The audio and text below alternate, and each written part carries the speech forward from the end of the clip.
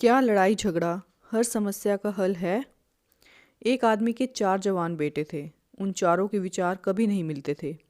जब भी वो कोई बात करने बैठते थे, उनका हमेशा झगड़ा हो जाता था। अपने चारों बेटों को हमेशा से लड़ते हुए देखकर आदमी बहुत ज़्यादा दुखी हो जाता था। तो उसने इन सब से बाहर निकलने के लिए एक उपाय सोचा। एक बार उस आदमी ने अपने चारों बेटों को दूर वाले नाशपाती के पेड़ के पास एक एक करके भेजने का फैसला लिया और हर बेटा अलग अलग मौसम में पेड़ के पास गया और उसका निरीक्षण करके आया।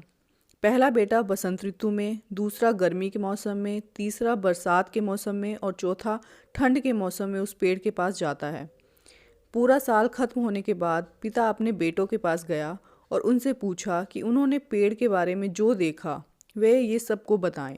जो बेटा सर्दियों में पेड़ के पास गया था उसने बिल्कुल कठोर, बदसूरत और बंजर पेड़ को देखा था। जिस बेटे ने बसंत ऋतु में यात्रा की थी वह बेटा उससे बिल्कुल भी सहमत नहीं था। उसने बोला कि पेड़ मोहरों से भरा हुआ था और उसकी शाखाओं पर नई कलियां खिलने वाली थी।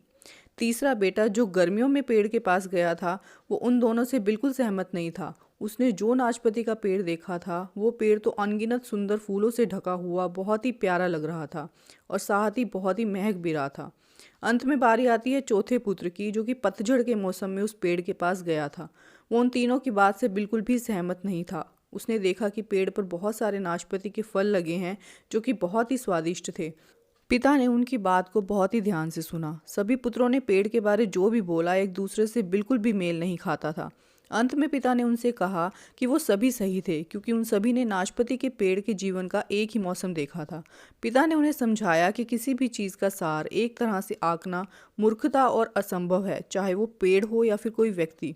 जिस तरह से पेड़ को केवल एक वर्ष के अंत में ही पूरी तरह से मापा जा सकता है, जिससे हर मौसम में अडिग रहने के बाद ही फल नसीब होता है, उसी तरह मनुष्य के साथ भी होता है।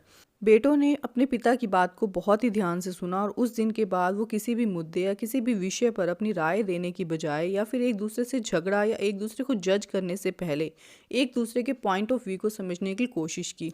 दोस्तों, कहानी कैसी लगी अपनी राय ज़रूर देना और चैनल को सब्सक्राइब ज़रूर कर लेना। Thank you for watching this video.